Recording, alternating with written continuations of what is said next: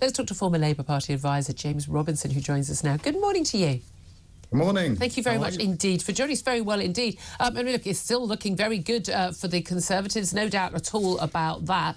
I just want to ask you, though, first of all, in terms of, before we get to policies, what you make of this betting scandal, which has now exploded. You know, some 15 different candidates being looked at by the Gambling Commission. We've got 2 candidates suspended. We've got a cabinet minister admitting he'd made bets but says he'd no wrongdoing. I've got a police coast protection officer, possibly 5 others. Oh, and now, what a surprise, we discovered, got a Labour candidate who'd admitted betting, weirdly, against himself, and has now been suspended from the party by Keir Starmer. How important is this? I think it is important because it shows that the public will conclude that all politicians are the same, that all politicians are in it for themselves, that all politicians break the rules when it suits them, the rules others have to obey. I think it's terrible. It's terrible for that simple reason, and it's Labour and it's Tory. All right, only one Labour, mostly Tory. But it's terrible, isn't it? It may be more Labour, we just don't know yet. Yes, they wouldn't have, to be fair, they wouldn't have had the inside information. Is it different, though, someone sitting in a meeting? I'm outraged by the idea of someone, an aide or someone sitting in a meeting, or a police officer. Again, we don't know what's going to happen. No one's been actually proven done anything wrong, other than the candidate who's admitted, Craig Williams, that he did place the bet. That you sat in a meeting, you're given this information, and then you use that to make money. That is, whether illegal or not illegal, it's unethical, it's wrong. It's very different from someone just having a flutter, having a laugh with a bet. But is the issue that suggests they don't take what they're doing seriously? Is that what is the problem? Well, you're right to draw the distinction. One is cheating and the other isn't. I mean, the other is just betting on something that you have a passion in and interest in, and it's a bit of fun. But without being pompous, I think you're right to say it suggests people aren't taking their jobs very seriously. It's not really appropriate, is it, to make a few £100 on the back of a bet on your job or your profession? You don't want to suck the fun out of life. We don't want to stop people having a flutter or a gamble. Although we don't let football players do it because again, their ability to you can throw a match, for instance. Yeah.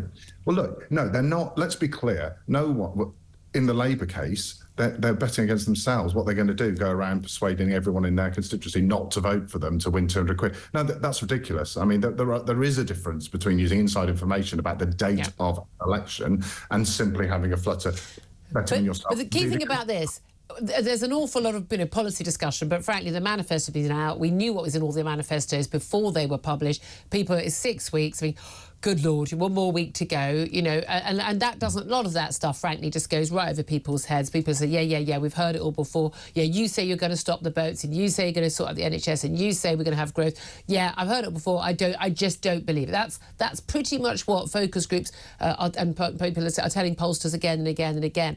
And yet, the things that do cut through, Rishi Sunak, leaving the commemorations for D-Day as 80th anniversary hours early, the betting scandal, those things are absolutely registering with voters. The Prime Minister, Keir Starmer, getting upset and having a go at people for laughing at him when he said for the 40 millionth time that his dad was a tool maker.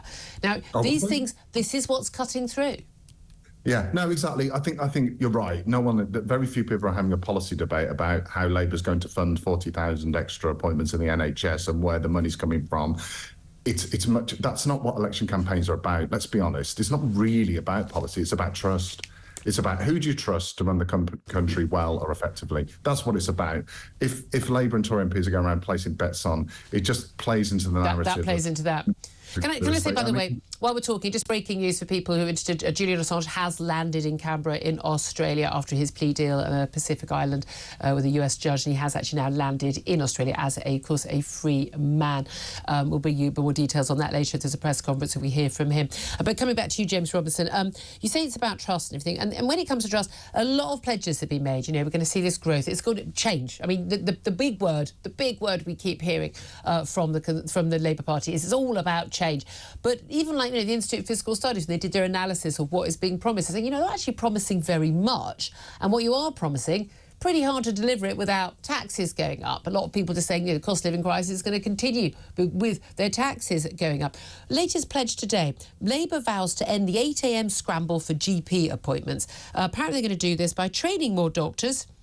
So we're going to sort this out in 7 years then, are we? And updating the NHS app so slots are easy to book and rearrange. I mean, I can do my father was a toolmaker. My mother was a GP. I worked in her surgery. How are you going to improve this situation that people don't have to call up at 8 a.m? But by the way, and that'll be at the surgeries where you're allowed to put a phone call in, because mine, pretty much, it's all got to be done online already.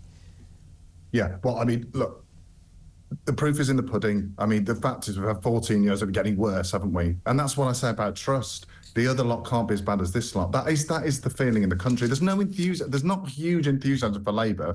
I've got to be honest. People aren't rushing out of their houses going, cannot wait for Keir Starmer to be Prime Minister.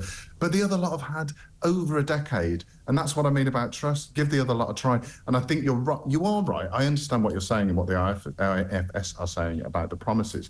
Really, what this all comes down to is a big bet on delivering economic growth. Is that easy? No, it's not. Well, but you can deliver as much economic growth as you want. And by the way, you can't do it when you're also pushing for net zero. You just can't. Those two things are mutually exclusive, a point I made to many Tories as well. But I don't understand, how are they going to end the 8 a.m. scramble for GP appointments? I don't understand how they're going to do it. We've got loads of GPs increasingly working part-time. Or they say, well, I work a 3-day week, but I do a 12-hour day. But again, I think a lot of people will understand that you're a profession. You don't work a 36-hour week when you're in that sort of profession. That ain't the deal. But also you can't tell every single receptionist and GP manager how they run their appointment system. That's not how it works. What you could do, though, I'm not saying they will or should, but so how are they going to do this? This breaches trust, isn't it? We're going to sort this out. We're going to sort this out. You're not going to have this scramble. You're going to be able to book these appointments and get an appointment with the doctor you want in the manner that and how you book it. Easily book appointments. Brilliant. It sounds great. I can see nothing in this telling me how this is going to happen. Well, the app, Julia, it's all about the app. Yeah, the app's going to be brilliant. It's going to be a world-beating app that will work flawlessly under a Labour government. Because the NHS has got such a great history with technology.